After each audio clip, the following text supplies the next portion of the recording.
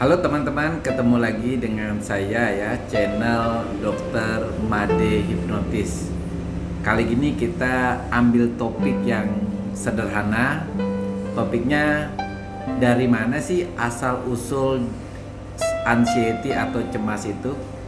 Jadi ketika kita melihat seseorang bercerita tentang keluhan cemasnya, kita mungkin merasa aneh ya, karena keluhannya itu sesuatu yang sebenarnya tidak perlu dia keluhan. Misalnya dia takut makan buah, dia takut keluar malam hari, dia takut sendirian sepi, atau dia takut terhadap bunyi-bunyian tertentu. Nah teman-teman, kenapa sebagian dari teman-teman kita mengalami kondisi demikian dan sebagian besar lagi aman-aman saja, artinya tidak pernah mengalami keluhan demikian.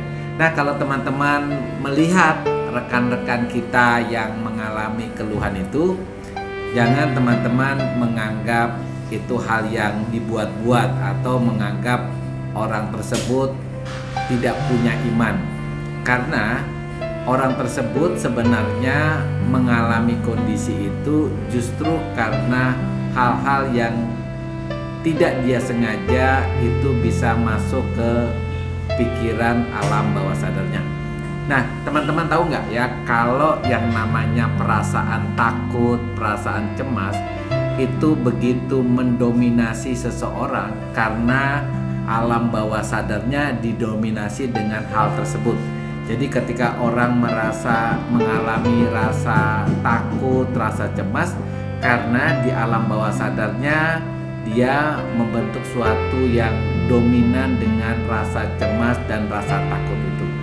Nah teman-teman tahu nggak kalau rasa takut, rasa cemas itu mungkin saja berasal dari sesuatu ketika dia kecil. Nah ingat teman-temannya, waktu kita baru lahir ke dunia ini, pikiran kita yang berkembang itu adalah pikiran bawah sadar kita atau yang dikenal dengan otak kanan kita. Nah apapun yang kita dengar, kita lihat dan kita rasakan itu akan tertanam langsung di pikiran bawah sadar kita. Kita mungkin pernah mendengar nasihat dari orang tua kita, atau kita pernah melihat pertengkaran dari orang tua kita, pertengkaran dari teman-teman kita. Kita juga mungkin mendengar cerita nasihat dari guru kita. Kemudian kita juga mungkin mendengar cerita-cerita yang mungkin berisi dongeng ya, misalnya angkernya suatu rumah, angkernya suatu kuburan. Kemudian kita diajari untuk tidak suka untuk menyendiri ya, harus hidup dengan lampu terang. Apapun yang kita dengar waktu kita kecil, termasuk apapun yang kita lihat, misalnya kita nonton film ya, nonton sinetron, nonton layar kaca, semuanya itu tersimpan di pikiran bawah sadar kita. Artinya kalau kita condong untuk menonton atau mendengar sesuatu yang positif, tentu ketika kita besar kita menjadi orang yang positif. Ketika kita lebih banyak mendengar hal yang negatif, tentunya kita menjadi hal yang negatif. Karena apapun yang kita dengar secara terus-menerus itu akan membentuk karakter kita. Misalnya kita setiap hari dicekoki atau dimasuki tentang hal negatif, misalnya tentang cerita rumah kalau sudah tua itu angker, kuburan itu angker, kalau kita sendiri biasanya ada hantu, atau kalau kita melihat pohon beringin biasanya ada kuntilanak yang berdiri di situ. Nah semua cerita ini akan membentuk pikiran negatif di dalam pikiran kita, dan itu akan menjadi keyakinan kita. Jadi kita yakin bahwa di saat yang gelap, di saat yang sepi itu biasanya ada makhluk halus.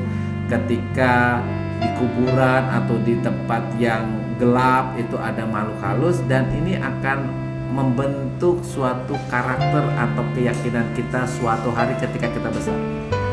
Nah, ketika besar justru dia manifestasi. Ketika kita entah dapat pekerjaan ya, entah sebagai aparat atau sebagai dokter, sebagai paramedis, satpam ya, yang kebetulan kita harus tugas di malam hari atau kita tugas sendirian untuk mengamankan suatu lokasi. Akibatnya apa? Karena kita memiliki keyakinan bahwa malam itu gelap, malam itu sepi, apalagi kalau kita tugasnya sendiri, maka sebelum malam itu terjadi, sebelum tugas itu dilaksanakan, maka kita akan mengalami rasa takut, rasa cemas. Nah, biasanya kita akan mencari cara untuk menghindar bagaimana supaya kita tidak tugas di malam hari. Kita biasanya memutar shift, kita akan mencari teman kita yang tugas pagi agar mau ditugas malam hari. Nah, masalahnya shift itu kan biasanya ada jadwalnya. Tidak mungkin setiap kita shift malam kita selalu tukar dengan shift pagi. Tidak selalu, karena ada saatnya teman kita tidak bisa ditukar. Nah, biasanya kalau kita sudah kesulitan untuk menukar, kita biasanya tidak masuk. Bahkan kita bisa mendapatkan teguran dari atasan kita, dan lama-lama kita karena tidak kuat itu kita bisa mengajukan resign. Nah, teman-teman, bagaimana kalau di pikiran kita udah terlanjur itu negatif? Teman-teman bisa melakukan yang namanya self hypnosis, yaitu teman-teman menghipnotis diri sendiri agar teman-teman bisa berubah dari orang yang tadinya sangat takut, sangat anxiety terhadap situasi tertentu seperti sepi, gelap. Nah, sekarang menjadi orang yang lebih berani, bahkan berani banget walaupun jaga sendiri di malam hari. Oke, teman-teman yang mengalami anxiety atau rasa takut terhadap sesuatu, teman-teman bisa mengubahnya karena itu hanya ada di pikiran kita. Rasa takut itu hanya ada di ilusi yang ada di alam bawah sadar kita.